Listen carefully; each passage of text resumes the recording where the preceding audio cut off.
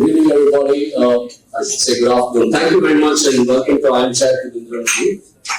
I'm going to start the proceedings by inviting the President of the Pan IIM Alumni Association, to say a few words. And once that's done, I intend to get out of the way and let the audience interact as much as we can with Indra. However, housekeeping announcement, you have to use Pigeonhole to ask the questions. So please don't either scan the QR code that's on that or do pigeonhole.at and you will find the event IIMChat Indra, and that's your way of asking questions or reporting stuff. Without further ado, we have only an hour with the lady and about 15-20 minutes after we hopefully get some follow-up. So without further ado, Sanjeev. Thanks, Suresh. Good afternoon, everyone. Welcome to Singapore and welcome to the IIM Alumni Gathering. So guys, as you know, we just finished with an IIMChat not too long ago, and every time, at least it's been my desire and the desire of many of us to have Indra join us for a conversation. We couldn't make it happen for IIMChat, but fortunately we are able to do that in the IIMChat format.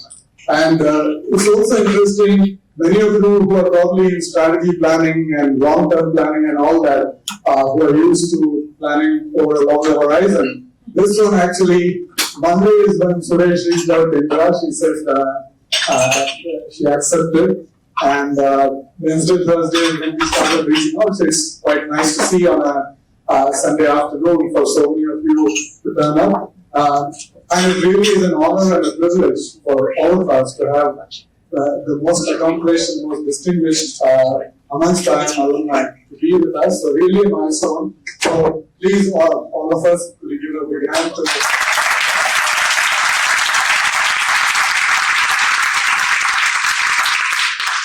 So thank you again, Indra, for accepting our invitation to join with us for a conversation. So we want to maximize the time with her, so obviously I don't want to speak anymore, so let me welcome Indra and Suresh on stage today. I'll just jump off the advantage of my superior age.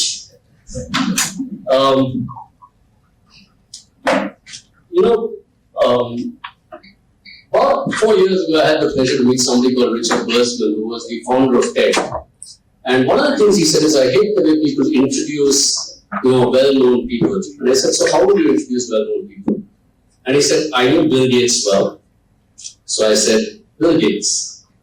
And then he said, I know Quincy Jones very well. So I said, Q. Now I have to go shorter than one letter.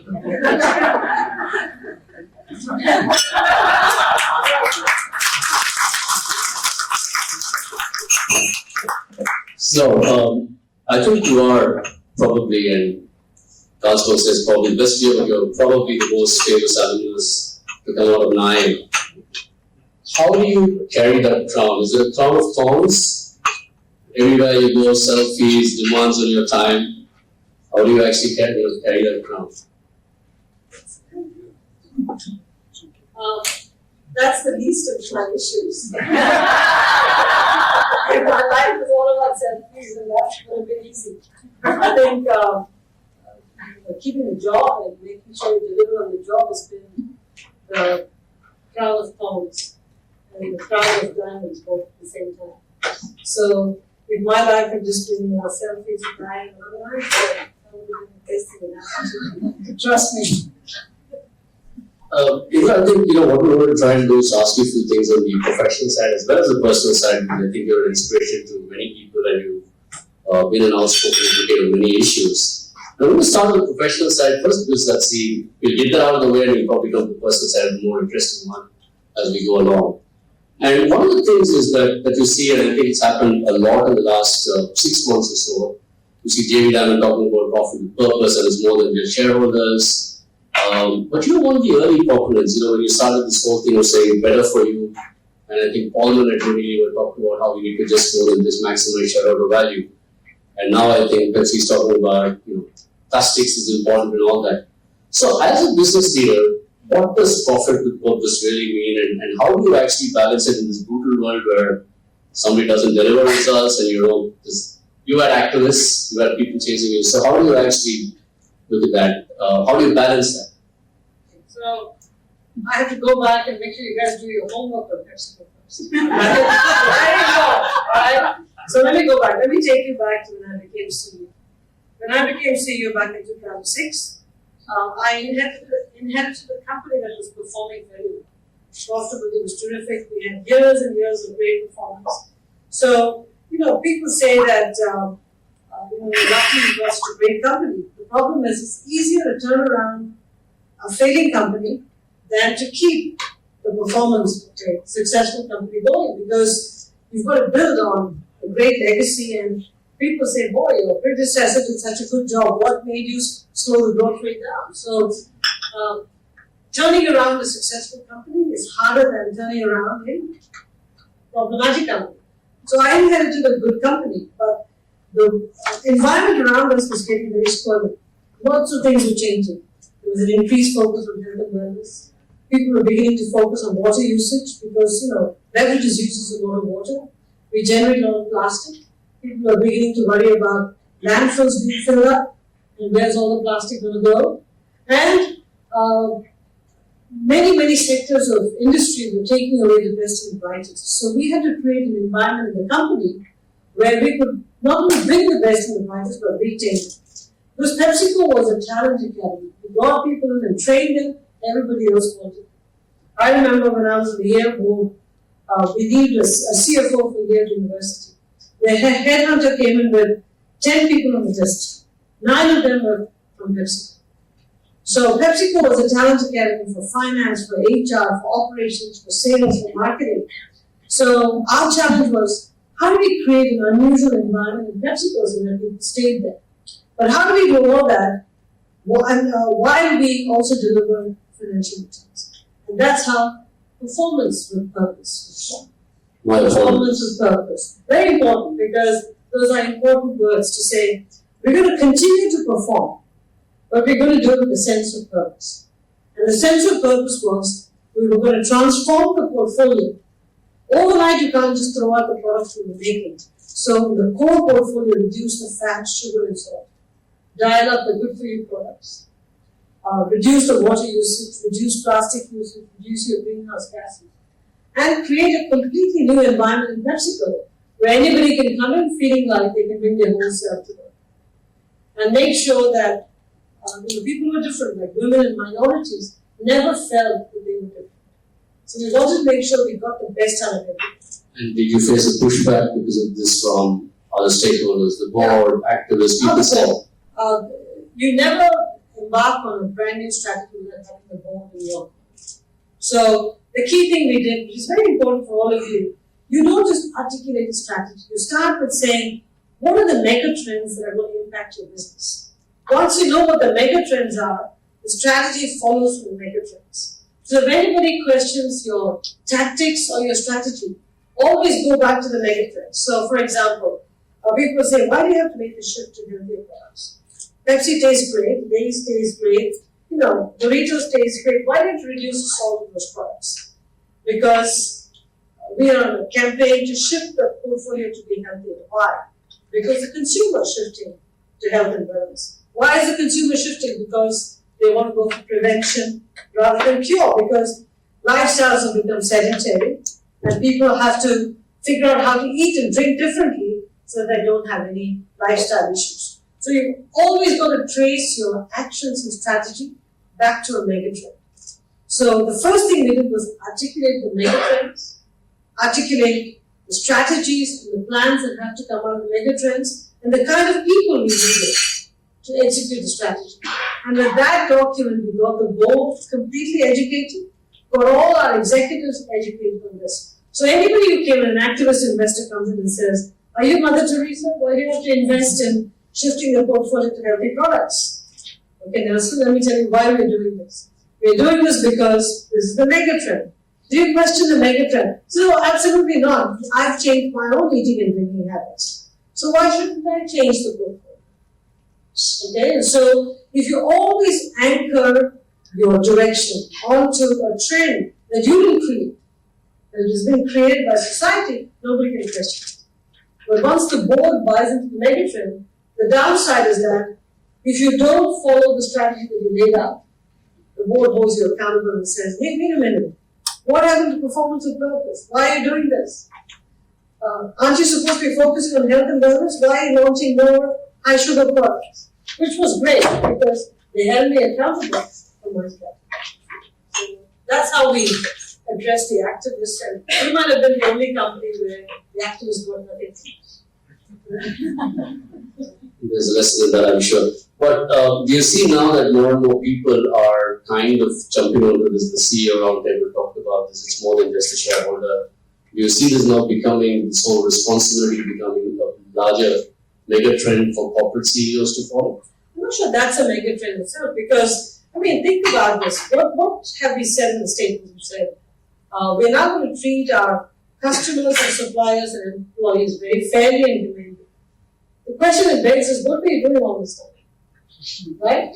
Because you would think that a responsible company treats its customers and suppliers and everybody else in this ecosystem fairly and humanely. Okay? In a way, I think I commend the BRT statement because it is 181 companies, multiple industries coming together and saying, we are going to balance the level of returns and the duration of returns. In the past, the focus was only on the level of returns. How fast can we hit the accelerator? How strongly can we hit the accelerator to deliver as much profits in the shortest time?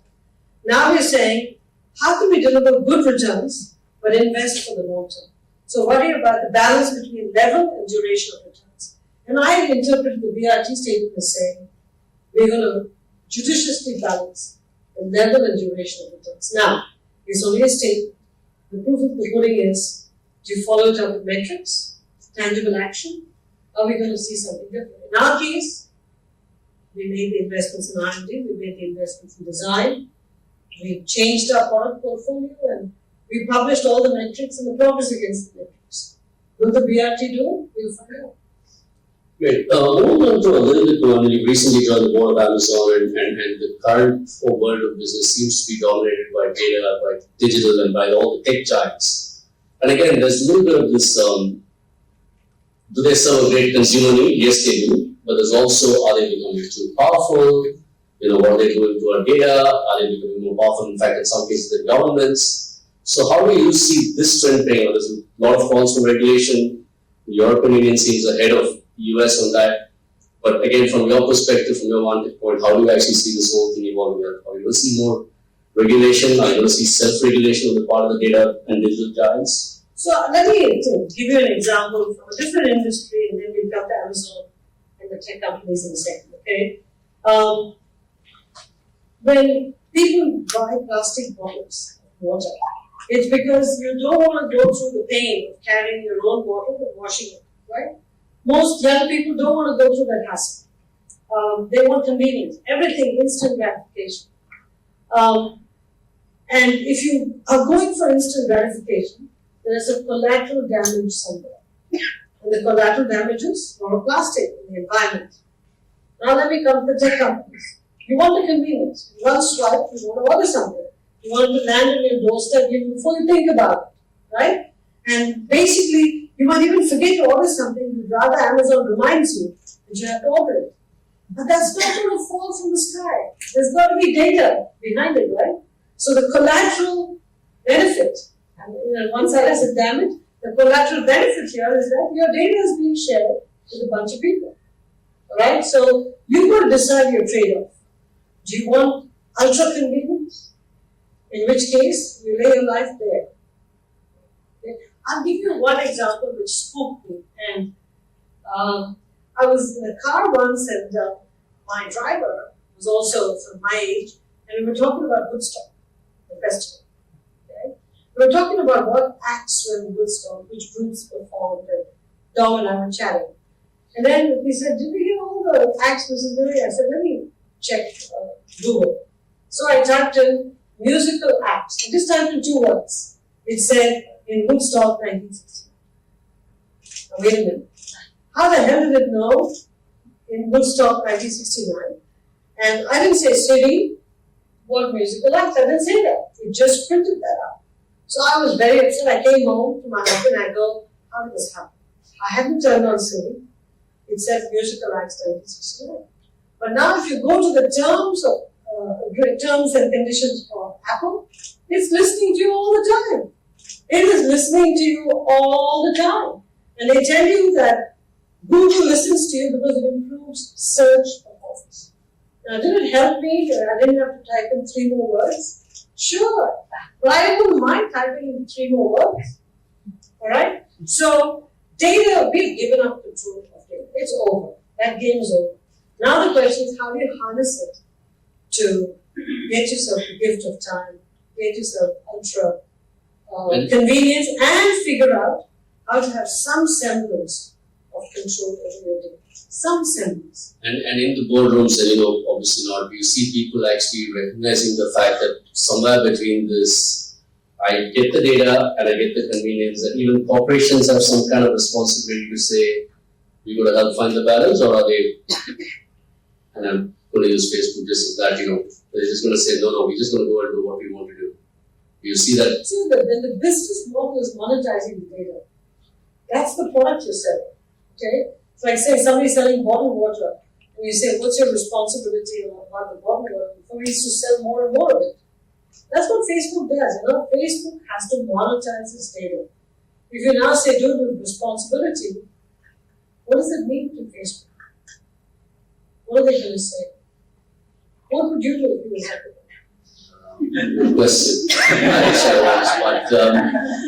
actually do believe, I can answer that question honestly. I do believe that we should leave personal identity completely out of anything that we do with data, but that's a personal answer.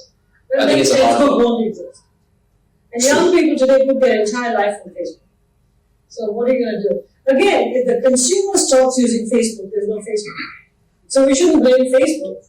It's us. We put our life on Facebook, and we only talk to friends on Facebook. These are young people who I know. They do it on Facebook. We have to train the consumer to behave differently. By the way, slight aside, musical act, I'm not surprised that in Woodstock turned out because she was very good at singing all those Woodstock songs with the guitar. No, but that's, I was in a car with my driver behaving myself. Have a heart, please. I think the business side is interesting, but I think a lot of people out here admire you as a person and a leader. And so I'm going to shift to the personal side, and then we'll get to the questions from the audience very soon. I have 2 or 3 of them. I remember you once said in a radio interview that you talk to your mother every single day you call her. Sometimes 2 or 3 times a day. So I have a different question now. You're now a mother yourself. Do your daughters call you every single day? Of course not. We text them, both of us text them every day. And sometimes they don't respond to me. I say, text the daughter. They don't respond to you.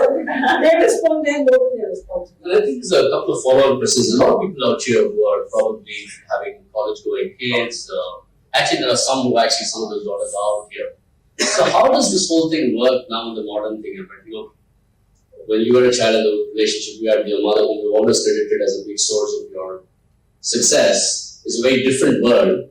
And now it's a very different world out there. So what advice would you have for alumni mothers, especially in a little place like Singapore? In the US, you can go send your daughter from Connecticut to Yale, but here they send them 8,000 miles away. So how do you, what's your advice on that whole thing of managing this relationship, daughters and sons, and how do you actually do this? How do you manage the relationship between me and my daughters? But not just with your daughter. I think there's college-going kids in general, people want to stay in touch. Not everybody calls their mother every day. It's tough because young people today don't want to be bothered by mother's call all the time. My mother, I call her 2 or 3 times a day.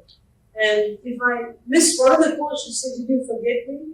I'm like, no, I just talked to you 3 hours ago. 3 hours ago I talked to you, I didn't forget you. That's because she has to ask me if I had lunch every day. I will have lunch if I'm hungry. She's one of a grown woman. I can make all these decisions for myself. But then my calculus is, she's getting on in age. Nobody else is going to call and ask with that much of care. Our kids think we're a pain in the ass because we call them. All that we want to know they're okay. That's all we tell them. Get into the house, text and tell us you're inside, the door is locked. And they say, no, we're not going to do that. We're grown up enough, don't try to baby us. That's one point of view. We come from a different time and a different culture. We grew up differently. I think young kids, especially in the US, they're like, wow, stop it. You're embarrassing. But they will call and say, how are you, mom? How are you, dad? But we can't call. What do you say? You agree? What's your answer? What's your answer? I don't want to speak for you. What's your answer? That's my husband. What's your answer? Anytime they want something, they'll certainly call. Anytime they want something, especially the next part of this relationship, right? We talked about the mother, you as a daughter, we talked about you as a mother, but there's something in between, which is your husband. And I remember the very famous thing in Aspen, and you said, Raj, you're there somewhere in the prairies. So I'm not going to ask you this question, I'm going to ask Raj this question. What has it been like to be the spouse of a successful career woman, and what has it meant for you? Awesome. And I'm sorry, there's a only one answer. Awesome.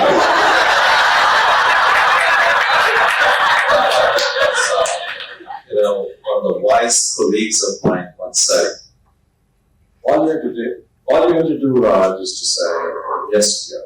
And if you do that, life is good. And whenever I follow that advice, it's worked very well.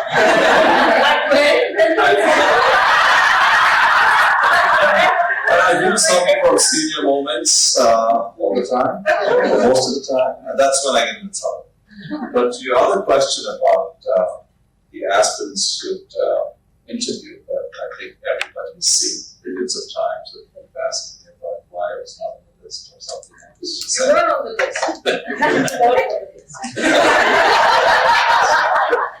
Sometimes you have to be very careful what you ask for, right? And when I was at the bottom of the list, I felt I should be higher up and didn't quite realize that being on the list is a dangerous thing. So let me give you some context.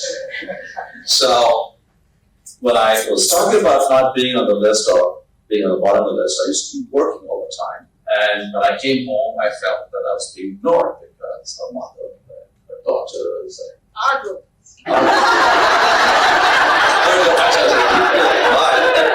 anyway, so it was all that. And then, after having worked for some time, I stopped working and I was hanging around.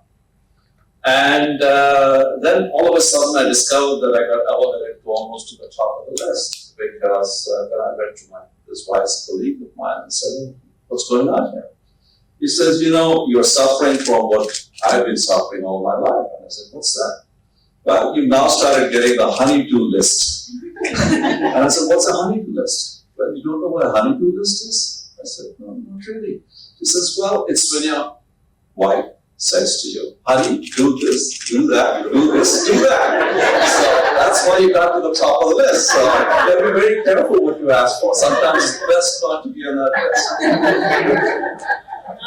I think so it's quite obvious that you managed very well, and I think the fact that you've been able to talk about these things is an inspiration to all the men in this room. Most of us are better performing wives than we. We just don't like to admit it. No, but let me say something honestly to all of you. When you have a very high-powered job, and if you're traveling, your job, your mind is always on the job, and you have kids, worry about all these things. The person that hurts the most is the spouse, because you take them for granted. And when we talk about the list, Raj was right, because it was PepsiCo was very young, because I have 260,000 employees and their families depending on me. And I was always the focus of every outsider who was looking at my performance. So that consumed a lot of my time. Once Pepsi was off my mind, it had to be the kids, because they're my kids, our kids. But mom is mom, and I have 2 daughters. We have 2 daughters, so the kids were very important. And my mother was getting old, so my mother's very much in my reference. I remember I had to call her 3 times a day, otherwise she said I've forgotten her. And so I assumed Raj was the vertical, not one of these roles, but a column that cut across everybody, right? And he'd be happy that I was happy in my job. He'd be happy I was taking care of the kids. That's my assumption, okay? But, I mean, I'll tell the story, and you all might relate to it. I had this horrible old family. When I'd come from work and put on this flannel nightgown with holes everywhere, my kids would love it. Because that was the indication I was never going out.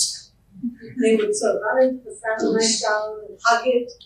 Raj would come from work and say, oh God, not this flannel nightgown again. And Raj had to decide.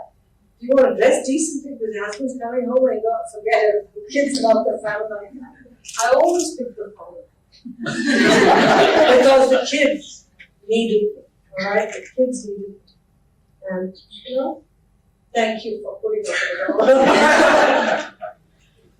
all. Another thing that amazes me is, when you talked about this whole thing of balance and all that, right? How do you find the time? You've written to parents of people in Mexico and said, thank you for sending your children.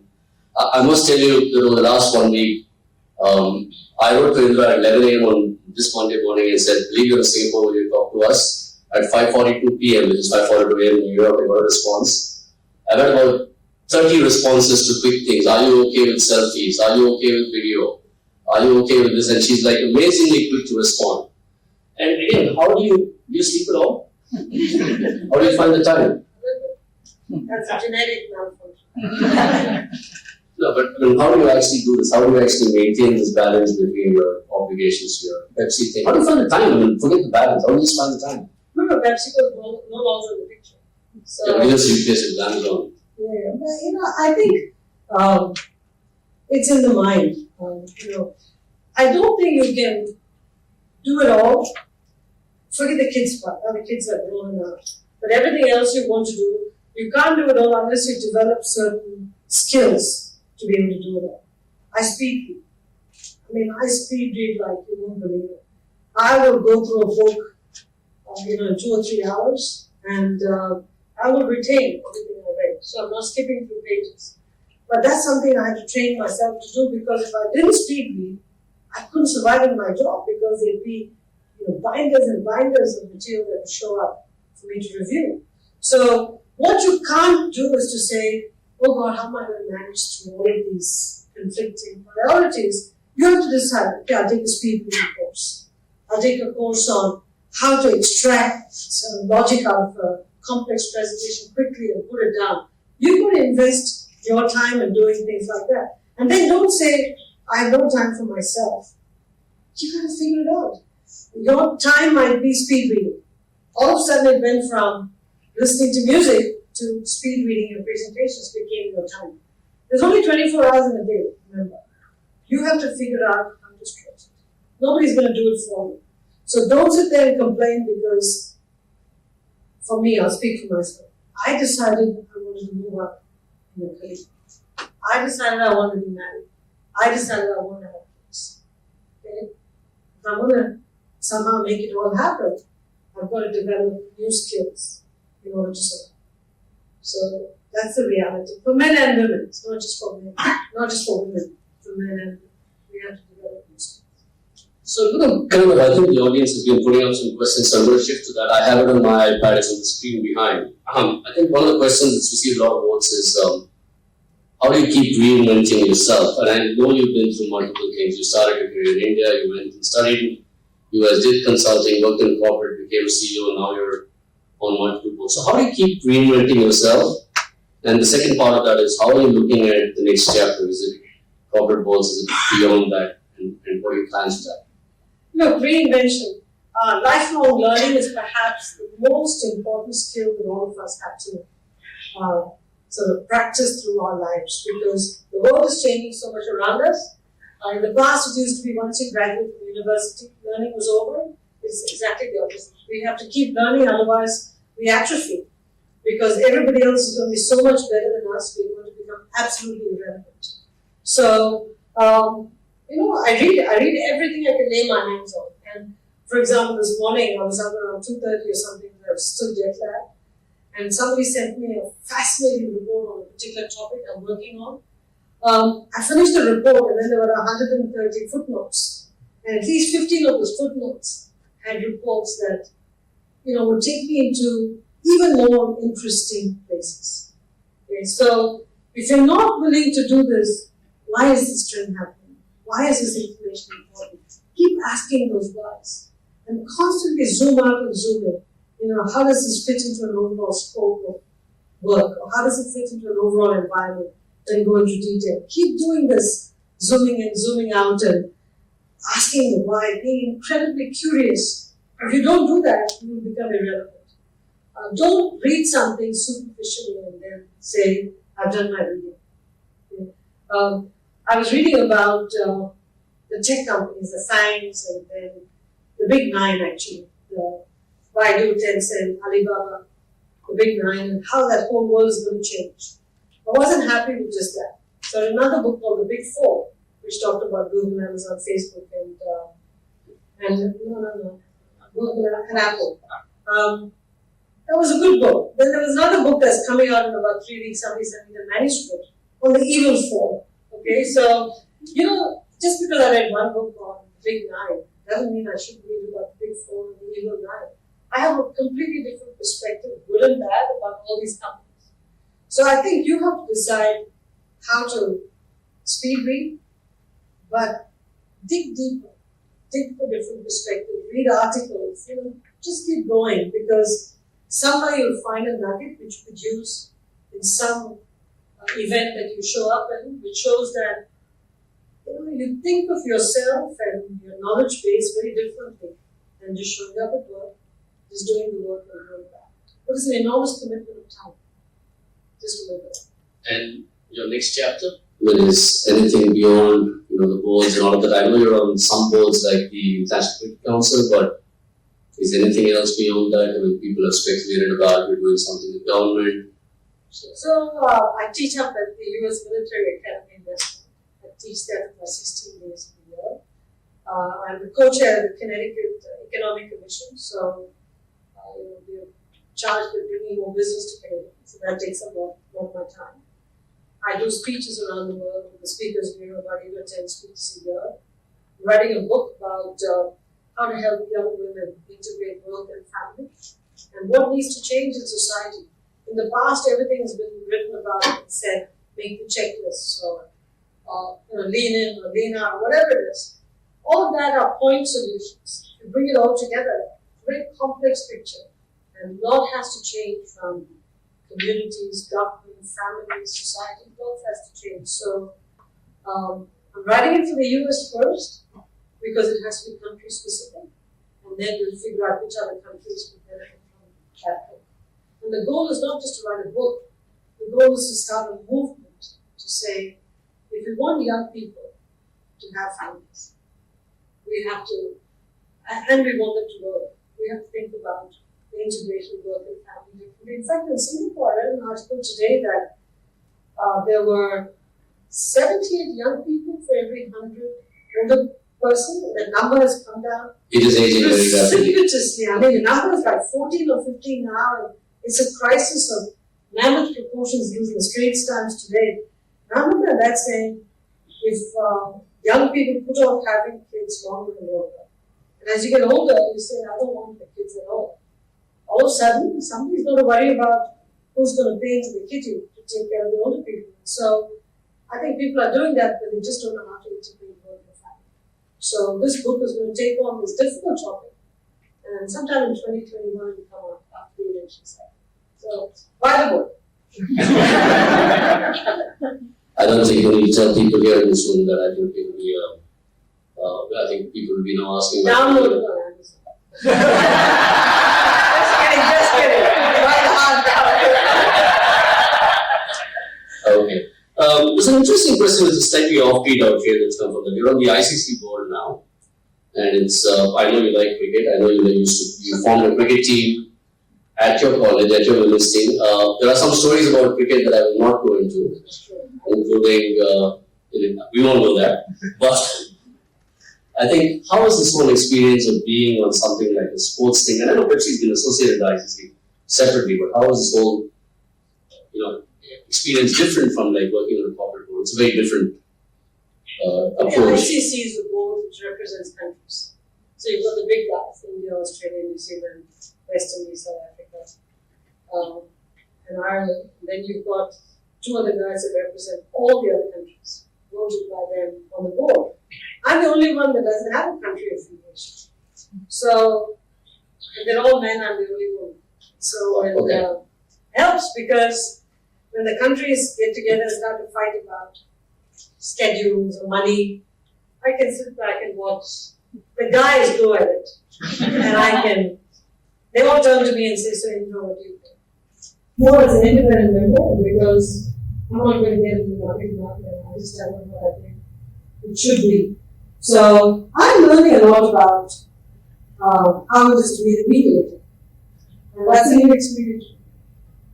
And I'm also learning that it's an incredibly rich sport. Like 2 or 3 countries rule it. So we have to build the shoulders of the game. We have to get countries like the US playing cricket because it's a rich country like the United States does not play cricket. Cricket will remain an Indian sport. Maybe with Australia and England added on. But it's India really all the way. And it cannot be a one-country sport. The aside on that is that it was difficult to get Indra out when she was batting. Shut up, Nooyi. You have to ask me the reason why. Why did you ask me to play? I was 10 years older than you. Why did you want me to play? Anyway, Suresh grew up in our home. So my brother and Suresh were in the same school in Don Bosco in Madras. I didn't know we had only one brother. We thought we had 2 because Suresh lived in our home. I think his mother would assume that he was safe because he was in our house. And my mother would say at 9 o'clock tonight, don't you have to go home? Didn't your parents worry about you? And literally push him home so that he'd be sleeping the night and come back in the morning. Okay, moving on a little bit, I think some of the questions that I think you have answered them. You often said we can't have it all. I think you addressed that. As you took on newer and more unfamiliar roles, can you highlight things that you did to establish credibility with your peers versus the bosses? Did you ever feel unprepared or like you're winging it? What's the advice that you have for people who have this kind of challenges? You cannot be unprepared. You cannot be, because once they see through you, it's awful. In fact, I would argue you should be over-prepared. I always tell the story of in 2000 when I had to sign a capex. I was CFO and president at that time.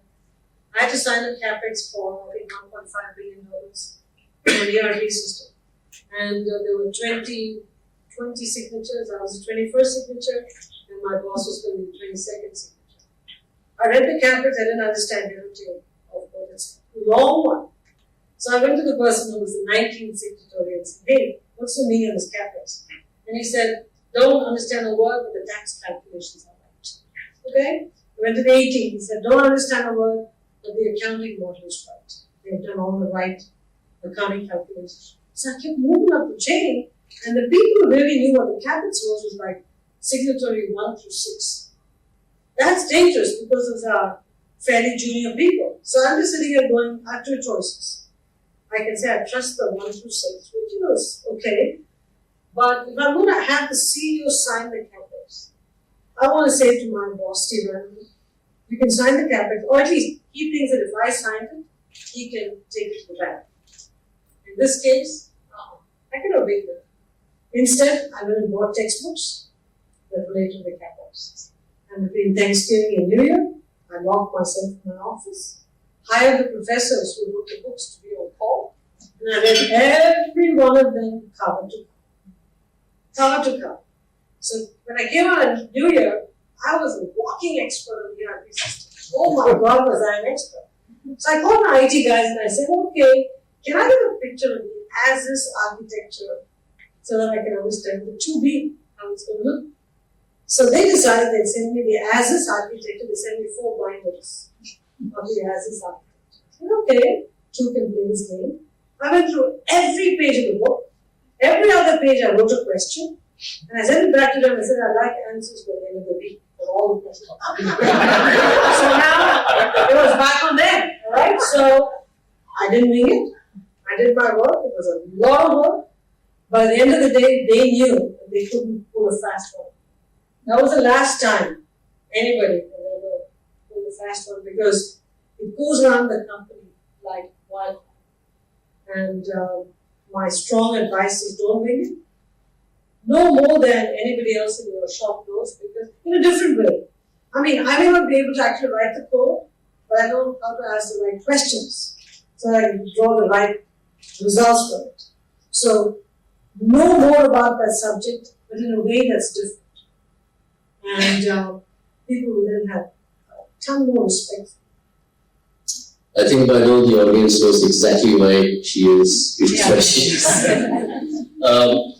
There's another interesting one. Apparently, this is more about diversity and the issue of diversity. Sorry, what happened to the question? Okay, it went up the top. Okay. While awareness around diversity is overall a positive thing, do you think it is making women and others even more self-conscious? And what's your advice to young women today? So I was talking to some of you in the early part of the evening. Self-conscious is a tough statement to make, but we have to group women in three groups.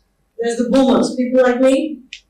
We are close to retirement, right? Or we are retiring. But when we came into the workforce, there were hardly any women in the workforce. As I said in IIM Cal, when I went there in 11th batch, there were only 10 women because each one, those of you who went to IIM Cal, each one floor on top, the third floor, there were only 10 rooms, I think, or 12 rooms they may have added to. So, number of women that came into IIM Cal was based on the number of rooms in that floor. But that's all we had, okay? So, in any class, there were maybe 1, 2 women max, and we were complete auditors. And so, we had to claw our way through everything. The men were taught, especially IIT boys, were insufferable. Okay, that's half this room.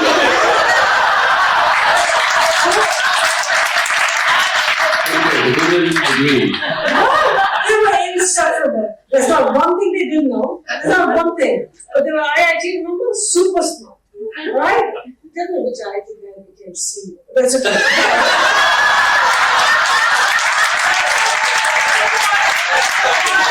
That's the point. Sundar Pichai. Thank you. Many years after NCC became I'm saying this to you tongue in cheek because, in my generation, we had to claw with it. Then came the Gen Xers, the next generation. All of you are in the workforce right now, okay? You're probably the generation feeling the brunt of being excluded, going through unconscious bias, all of these issues because you all have aspirations. You've gone through your childbearing. You're saying, wait a minute, I put up with everything. I'm ready to get to the C-suite, but I'm not there. What's going on? Because the support system is not there. And many times, the men in power don't know how to cope with all of it coming up, the system. So, the challenge with the Gen Xers is, how do we fight as a group to get women heard and women respected in the workforce, enough to be promoted, not enough to be retained in your job that you're stuck in for 10 years, enough to be promoted. We've got to stop this rolling the eyes when the woman talks, talking over her, all that stuff is going to go, right? And so, this is where women can help women, call out unconscious bias when you see it, and we have to train the men to accept women as a very, very valuable addition to the team. When you get to the millennials, the situation is totally different. And as you get to the young people, the Gen Zers, it's even better because there are larger numbers of women coming up and they are wicked smart. They're not going to take initiative. They really want to have economic security, financial freedom, and they're going to fight for it. There the challenge is different. For the millennials, what we have to worry about is how do we make sure they don't put off childbearing and having families for too long.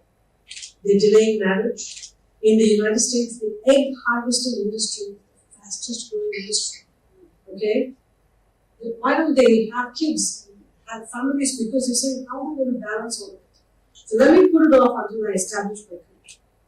So what we have to worry about as boomers who've already gone through the pipeline is to say, how do we help create an environment for these millennials where they can integrate work and fun, which is what I'm working on. How do we give you a support infrastructure so you can integrate it? How do we provide flexibility in the jobs? How do we deploy technology? How do we build different housing communities for intergenerational living so that you can have the older people oversee childcare work for the child? So the whole structure of society has to change to help the millennials and Gen Zs balance work. So two different issues for the Gen Xers and the Gen Zs. And a lot of the onus is on us boomers who made it, a few of us who made it, to lean in to help you guys get over these humps. Easier for the millennials, tougher for the Gen Xers, because we have to train large numbers of people in power to cope with the Gen X women. And also those people in power are going to be ruling over the millennials. Remember, the Gen Xer men are going to be the bosses of the millennials. We have to teach them how to handle this brilliant group of women coming up in this next generation. And there are a lot of them. But the number of people who are nodding, I think, thank you. That was just such a brilliant answer. I think you're ready to. Suresh is the first member of the Indra family. I'm talking about the time when I was a young kid and he was a baby. Thank you. Okay. I'm going to go to a couple of questions, and I think in the interest of time, give you both the questions together. One is, as an immigrant and a woman, did you have to work harder than others to prove yourself? Actually, let me stick with that one because the other one goes into some world issues. The answer is yes. Every time, again, remember, I was in the US, I was not in India. So, and as I said to you, the boomer generation, there weren't many women at all. And so, anywhere you went, you were in the hole. When you were an immigrant from a developing country or emerging market, and you were different. So, you were in the hole. So, the first time, for the first few weeks of months, claw yourself out of the hole to get to ground level. And then from then on, you have to build your credibility. So, actually made me a better person, Suresh, because I developed more skills. So, I look at this and I go, I'll tell you a story. I was in BCT and we had a client in upstate Wisconsin. And the client in upstate Wisconsin, it was really a little town in Wisconsin. The client team was a white male couple. There was an Italian guy. There was a Jewish guy and myself on the team. And about 2 months into the study, the CEO called the partner in and said, do you know this is little town Wisconsin? You have on the team an Italian who's from Italy, you have a Jewish guy, and you have an Indian woman. Here we are in rural Wisconsin. What's wrong with you? And the partner looked at the CEO and said, I thought you asked for the best team. And I gave you the best team. And interestingly, many years after the assignment was done, I left BCG, I still kept in touch with all of those executives with that client. Because at the end of the day, yes, for 2 months I was clawing myself on the hole. But then once they knew you were good, meritocracy took over. So, that's all scars on our back. Okay, we're running out of time. There's lots of questions coming in. I'm just going to try and combine a couple into that, right? And there's one which is an interesting, there are a couple of questions that are very interesting. One of them says, you said you regret not spending more time with your family as you were pursuing your career. There are so few role models for women. Hey, wow, this thing keeps vanishing. There are so few role models for women. This was disappointing to hear. Please provide me some answers. Don't be disappointed because I have those regrets, but I had those regrets going over the years. I just didn't act on them. Now I feel the regret because I look at the pictures and I go, oh my God, look at the fingers, so cute, these little dimples. What happened? I look at all this and go, the time just passed by. But at no point did I stop.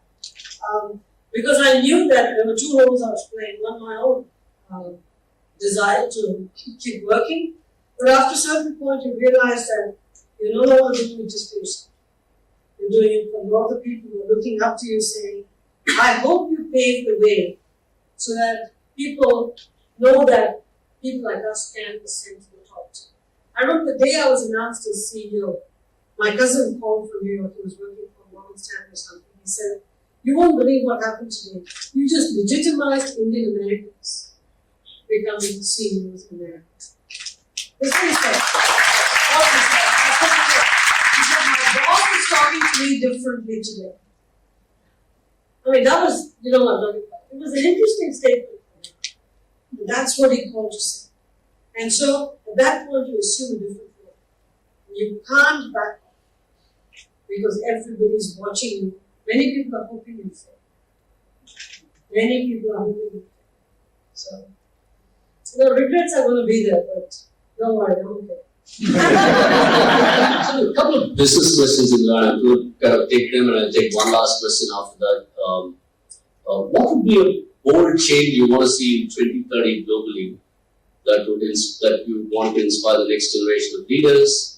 There's the second part of that, which is as they've been talked, and not just PepsiCo, but overall, of avoiding plastic and finding sustainable alternatives. I mean, it's not necessarily the same thing, but it is the same because in many ways, I think climate change is one of the biggest issues we have facing us. And the unfortunate part is when we get the evidence and the proof of climate change is going to be too late. And so, I think we should stop denying the science and start to take tangible action, which is going to take a while because the technology is not there, capital investments have to be made, behavior change has to happen on a profound basis. We live in Connecticut, and Connecticut now has a plastic bag for groceries and paper bags. You have to pay for it if you want to use paper bags. So we have cloth bags, which we have to take to bring our groceries.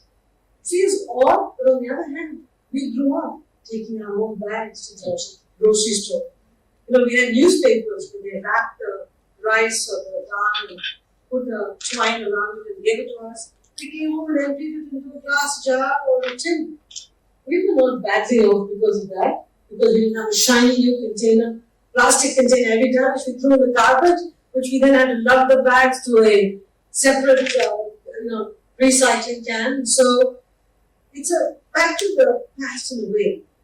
And that was a past where the landfills were never full, where there wasn't as much waste that was being generated, which we then tried to ship to various countries in the world. So I think it's back to a sensible time in our lives. And so I think it's the biggest risk that we're facing. If we don't address it, we'll be in trouble. But we also know that there is a solution which worked in the past. So there is consumer change.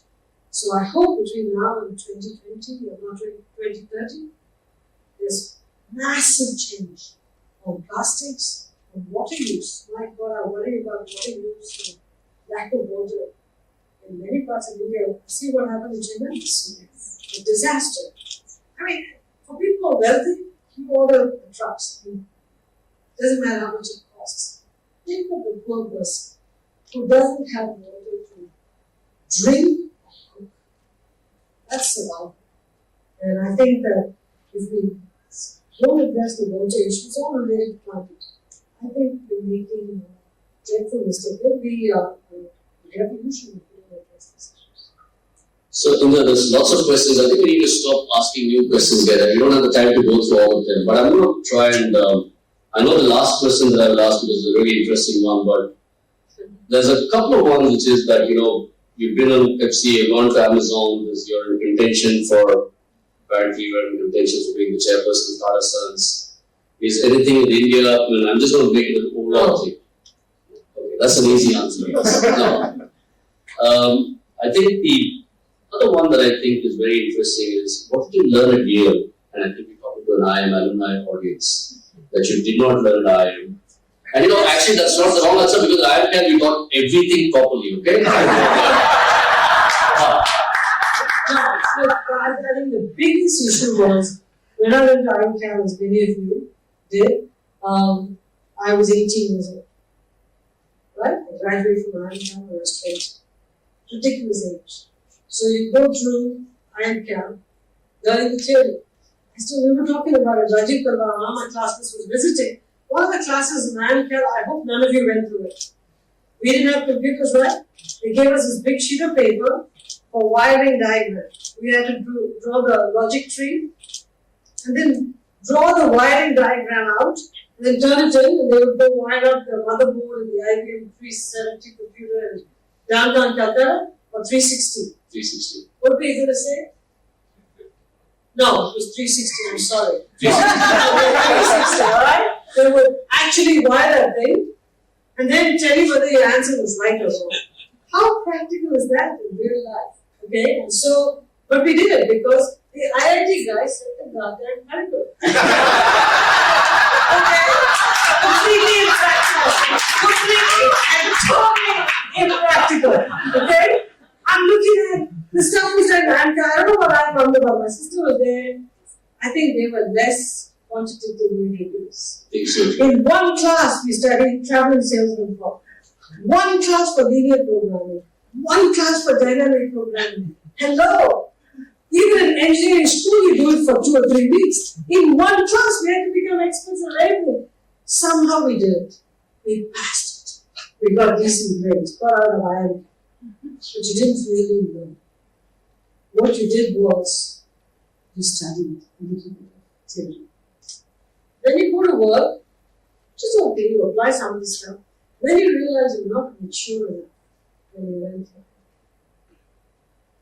And your career was going to be limited to India, it's not bad. And at that time, the US blood was hitting everybody.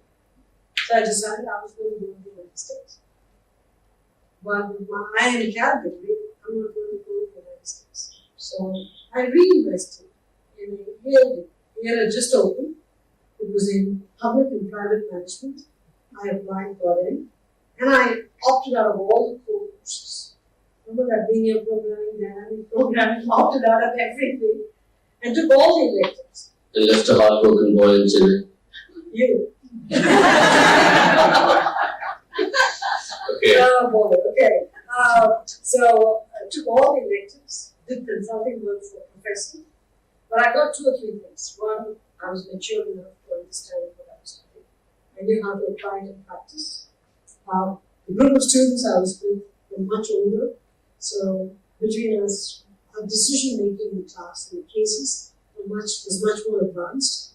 And with the Yale degree, every door just opened. You didn't have to knock on it. Just So I'm going to take the last 2 questions, and I think this one's interesting. Sometimes the definition of leadership in the corporate world is very aggressive, alpha male version. For women for whom this is not a natural style, what is your advice? maybe alpha male style. Be yourself is what I'd say. But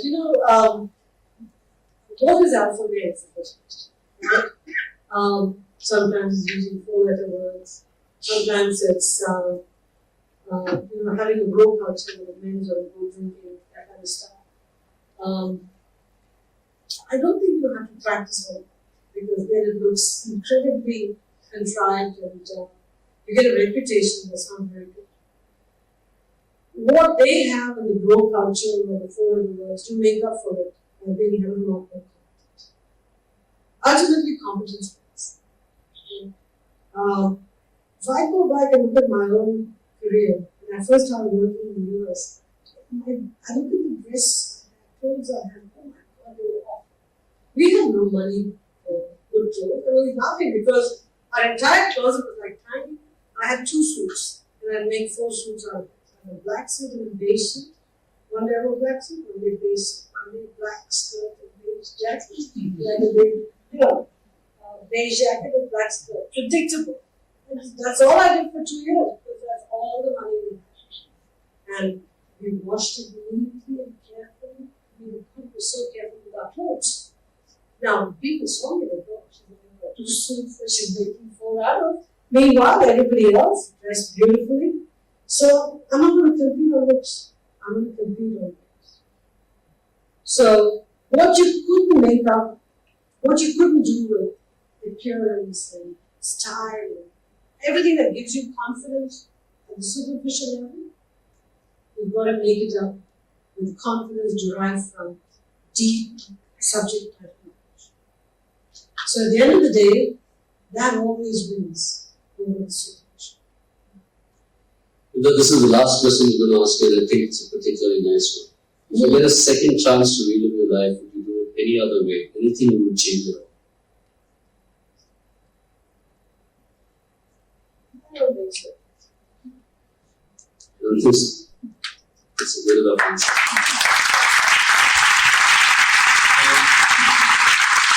I don't know about all of you, but all of us have seen all those videos of Indra on various channels, but this is incredible. This is so much better, I'm sure you'd all agree. Before I ask you to give her a standing ovation, I must tell you the last thing, which is why we never managed to get her out of cricket. It wasn't just that she had a bat, she wore a pawade or a long skirt. It just, you don't get a ball, nothing would happen.